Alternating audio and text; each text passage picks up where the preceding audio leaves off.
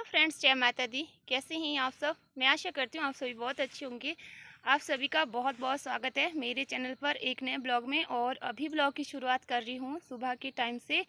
मैं आई थी अपने ओरले वाले खेत में, यानी कि जो हमारा खेत गांव में है उसमें। और यहाँ पे मुझे देखना था कि मक्की जब से हमने ना वो तार वगैरह लगा के यहाँ पे फिट किया था, उसके बाद मुझे करीब करीब 1 महीना हो गया होने लगा मैं यहाँ पे नहीं आई हूँ। और होता ये कि हमें ना अपना जो खेत होते हैं उनकी देख रेख तो करनी पड़ती है, इसीलिए मैं आई थी।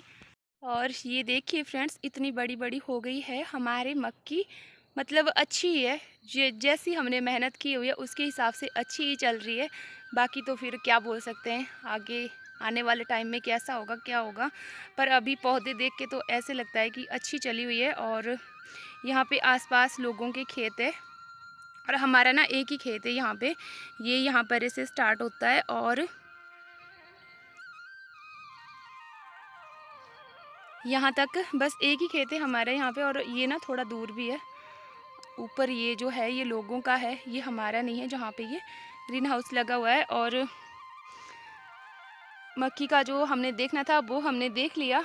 बस एक ही बात है कि इसमें ना जो हमने राजमा लगाए थे वो खा दिए मोर वगैरह ने, बाकी तो ठीक लगी हुई है। और अब चलते हैं, मैं काट लेती हूँ घास। और जब तक मैंने घास काटा तब तक लग गई बारिश सारे ज़ोर से। पर मैंने ना घास सिर पे उठा लिया है और मैं रुकी नहीं पीछे। ना मैं भाभी के घर में रुकी, ना मैं किसी और के कि बारिश लग पड़ी। और इग्नोर कीजिएगा, मैंने ना कमीज़ को ऊपर बांध के रखा है और सलवार को भी, क्योंकि नीचे ना बहुत कीचड़ ही कीचड़ हो रहा है रोड में। और आजकल ना कीचड़ किसी को भी पसंद नहीं है, मुझे तो बिल्कुल बुरा लगता है। आगे दिखाती हूँ मैं आपको, जहाँ से मैं चल रही हूँ ना आगे, वहाँ पे बिल्कुल भी नहीं लग रहा है कि आगे कुछ दिख रहा होगा। ये देखिए, धुंध के कारण, इतनी ज़्यादा धुंध और बारिश। बस अब मुझे ना थोड़ा ही रहा है, मैं पहुँचने वाली हूँ घर पे 5-7 मिनट में। और उसके बाद में फिर मैं घर में जा कर के ना, आज मुझे तो थोड़ा सा कुछ फलाहार बनाना है, क्योंकि आज सोमवार है और मेरे सावन सोमवार का तीसरा व्रत है इस महीने का। तो अभी चलते हैं फटाफट से घर की तरफ। और अब मैं आप लोगों से ना डायरेक्टली घर में जा कर के बात करूँगी। और यहाँ पे ना मेरा चेतन है, वो कर रहा है कलाकारी अपनी, क्योंकि इसको ना मैं सुबह सुबह कई बार काम दे देती हूँ करने को कि आप ना झाड़ू लगाओ और आप अपना जो बेड है उसको सही बनाओ। क्योंकि ये क्या करता है, अब तो धीरे धीरे आदत को सुधार रहा है। पर ये पहले क्या करता था कि सुबह उठना इसने सो कर के, और अपना जो इसकी रजाई कंबल है ना वो भी इसने सीधा नहीं करना। फिर मैं इसको कई बार डांटती थी कि बहुत बुरा लगता है, ऐसे मत किया करो मत किया करो। तो 1000 बार कहने पे ना अब जा कर के ये सुधर रहा है। और ये उस दिन की क्लिप है जिस दिन ये लिपाई कर रहा था। तो कपड़े आप इग्नोर कीजिएगा फ्रेंड्स, इसके जो भी सेटिंग थी ना अभी सही ढंग से नहीं हुई है। खाली जो लिपाई थी हमारी वही हमने ख़त्म करके रखी है। बाकी अभी पता नहीं कितना टाइम लगेगा और सेटिंग करते करते, क्योंकि अब तो ये भी स्कूल चला गया है। तो ऐसे में ना मैं ही हूँ आजकल अकेली घर में। और फिर पशुओं का काम करना, बच्चों का काम करना आजकल सबसे ज़्यादा होता है बरसात के मौसम में, घास काटना और गोबर उठाने का। क्योंकि गोबर ना ढो ढो के ख़त्म नहीं होती हमारे। तो बस धीरे धीरे ना सब कुछ होता रहेगा। और अभी मैं जस्ट घर में घास लेकर के आई, तो जब तक मैं घर में पहुंची ना तो कपड़े तो मेरे भीग चुके थे। पर मैं पता क्या करती हूँ, मेरे जैसा ना सबसे बड़ा आलसी इंसान नहीं होगा। क्योंकि मैंने क्या किया, मैंने जैसे ही घास छोड़ा, तो ऐसे तो सूखी थी मैं, पर जैसे ही घास छोड़ा ना तो घास छोड़ते छोड़ते मैं भीग गई उसको सेट करते करते। तो मैंने क्या किया, कपड़े चेंज किए। और कपड़े चेंज करने के बाद में जब तक मैंने कहा था ना कि मुझे फलाहार बनाना है, तो मैं फलाहार बनाने ही लगी थी। और तब तक वो आ गए हमारे पड़ोसी, जिन्होंने ना, जिनके पास मैंने अपनी गाय छोड़ के रखी थी जब मैं सुबह घास लेने गई थी। और उन्होंने आवाज़ लगाई कि दीदी आपकी जो गाय और बकरियां हैं ना वो आ गई है, आप इनको बांध लो। तो मैं बाहर गई, उनको बांधने लगी। तो मैंने पूछा कि सभी तो नहीं आई है, क्योंकि हमें पता लग जाता है। हम जब मैंने देखा बांधा तो मेरी एक गाय नहीं थी। और गाय नहीं थी, तो फिर मैंने उसको आवाज़ लगाई कि कहाँ है गाय। तो उसने बोला मुझे नहीं पता, धुंध के कारण ना मुझे कुछ दिख भी नहीं रहा था। तो ये भी सही बात है, क्योंकि आजकल जब धुंध पड़ती है ना तो कुछ दिखता ही नहीं है। और उसके बाद मैंने क्या किया, फलाहार बनाया, उसको वहीं पे छोड़ दिया और मैं आ गई ढूंढने। जैसे ही ढूंढने आई फिर से बारिश लगी, और बारिश तो लगी, मैं गाय को ढूंढ रही हूँ। अभी ये देखिए पीछे, ये देखो। अब मैं उसको देखूंगी तो कैसे देखूंगी, इतनी दूर दूर तक मेरी नज़र नहीं पहुँच पाएगी। और अगर वो लोगों के खेत में गई तो मुझे गालियाँ सुनाएगी।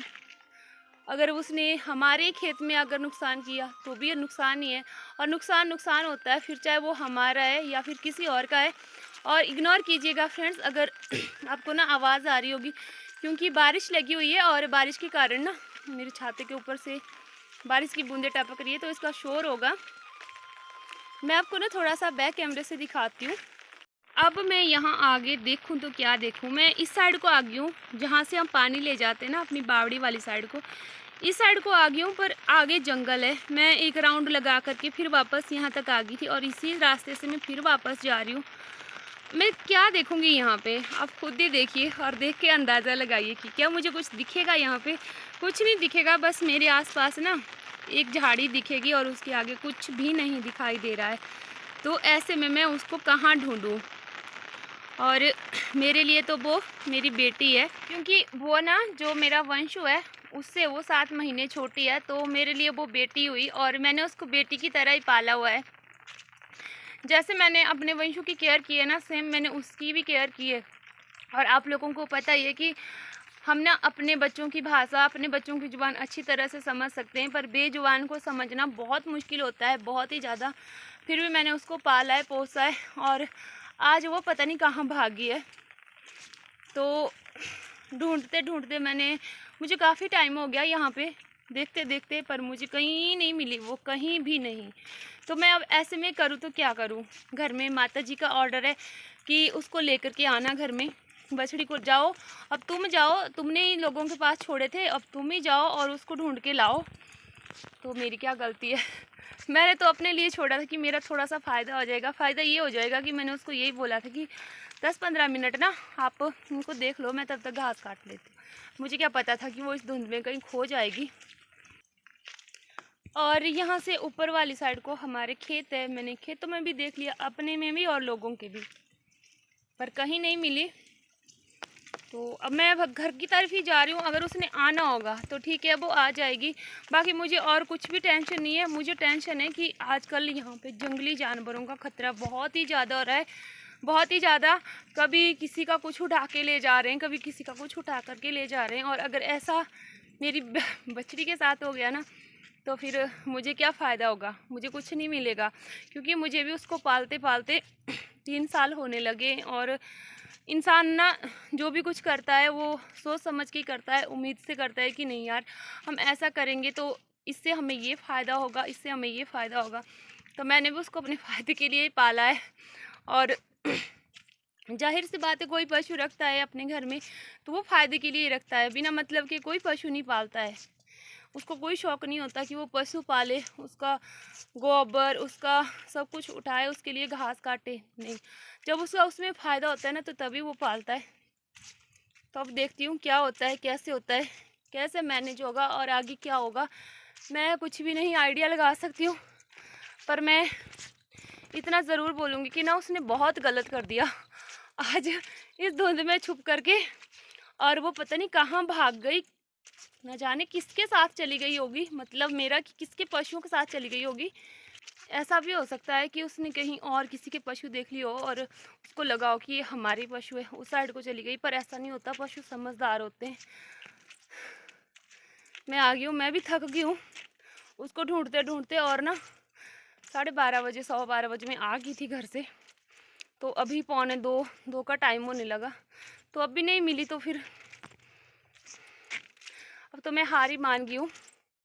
और मैं अब क्या बताऊँ आपको, कुछ भी नहीं बोल सकती हूँ। बस यही बोल सकती हूँ कि आज मेरी बेटी घर छोड़ कर के भाग गई। और अब मैं क्या जवाब दूँगी अपने घर वालों को। मेरे घर वाले भी तो मुझसे पूछेंगे ना कि गई तो कहाँ गई। तो मैं क्या जवाब दूँगी, किस किस को दूँगी। चलो खैर, सबसे पहले तो मेरी क्लास मम्मी से ही लगेगी, क्योंकि वो ही गालियाँ मारेंगे अभी जाते ही।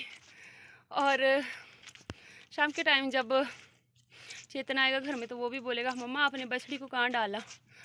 तो दूसरी डांट उससे भी सुननी पड़ेगी, क्योंकि अगर हम ना गलती करते हैं और अगर हमारी गलती अगर कोई बच्चा भी टोक लेता है ना, तो अच्छे के लिए, अगर हमारे अच्छे के लिए कोई छोटा बच्चा भी बोल लेता है ना, तो हमें कोई दुख नहीं होता। चलो जो भी बोलेंगे, जो भी बोलेंगे ना, मैं सब सुनूंगी। और उसके बाद में फिर वो फरियाद लगा देगा अपने पापा के पास, पापा मम्मी ने शौर्या को गुम कर दिया है। क्या बोल सकते, कुछ नहीं बोल सकते, बस यही बोल सकती हूँ हाय मेरी किस्मत, मैंने आज ना कौन सी घड़ी में उसको बाहर भेजा था। जो ये सब हो गया तो अब तो मुझे नहीं मिली और मैं फिर से वापस घर पहुँच ही गई हूँ, ये देखिए। और धुंध का तो कोई ठिकाना ही नहीं है, देखूँगी तो कहाँ देखूँगी। चलिए कोई बात नहीं, फिर से एक बार राउंड और मार लूँगी, देखती हूँ नहीं मिलेगी तो। बाकी आज का ब्लॉग यहीं तक है। आप सभी लोगों से बहुत जल्दी मिलूँगी और आप लोगों को ना मुझे कुछ ख़ास बात है, बहुत ज़रूरी बात है, वो भी बतानी है, पर आज भी टाइम नहीं लगा। चलिए कल बताऊँगी, कल मिलते हैं नए ब्लॉग के साथ। तब तक के लिए आप सभी लोगों को मेरी ओर से जय माता दी, बाय बाय। सभी लोग अपना ध्यान रखिएगा।